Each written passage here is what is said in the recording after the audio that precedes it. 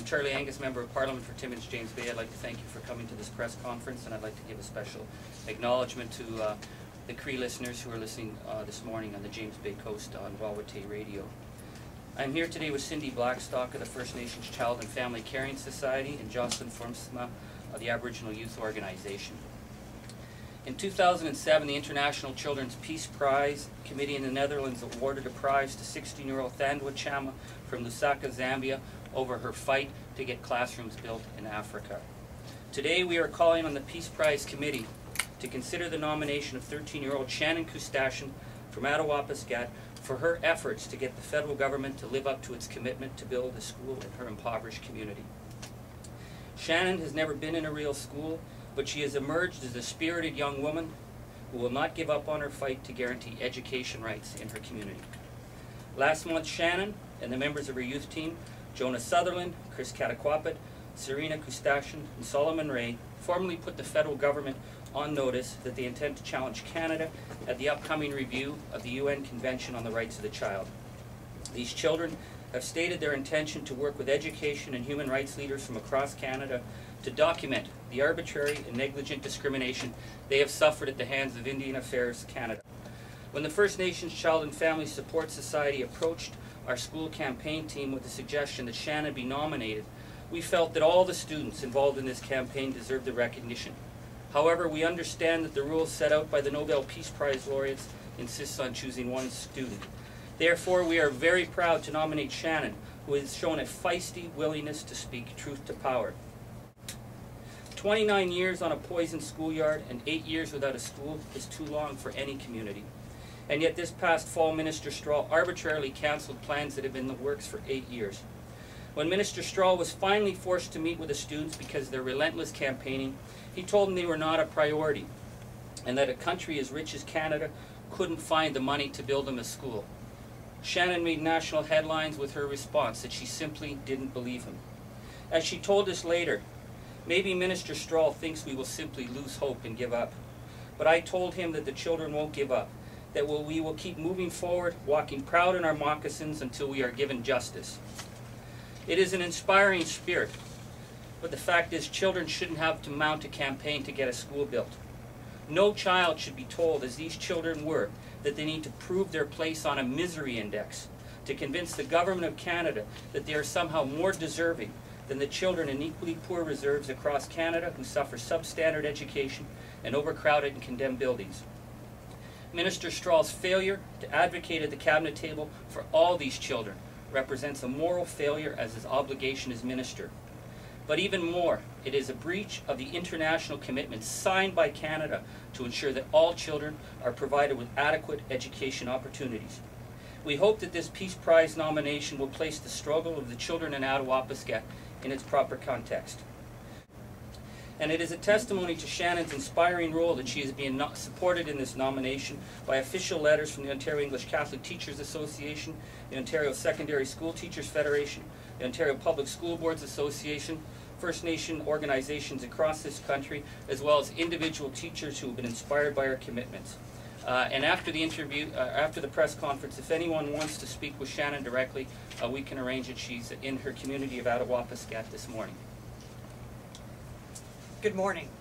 Each year, the Nobel laureates choose one child in the world who advances human rights not only for children, but for us all. That award is given out in the Netherlands, and this year the First Nations Child and Family Caring Society is very proud to nominate Shannen Koostachin for that award. Shannen embodies all that is important in the Nobel Prize movement. She has respect, she has dignity, she has persistence, and she has courage, and she has compassion for not just children in her own community, but for children struggling for safe and respectful and nurturing schools all across this country. Just as children in Canada are getting ready to go back to school, the children in Attawapiskat are getting ready to go back to run-down trailer portables put there by the Minister of Indian Affairs over 8 years ago. The ministers promised those children 3 times a different school, and in each of those occasions has not delivered on a new school for those children. If Canada is to keep its promises, surely the most important ones are the promises it makes to children. Shannen Koostachin is an inspirational example.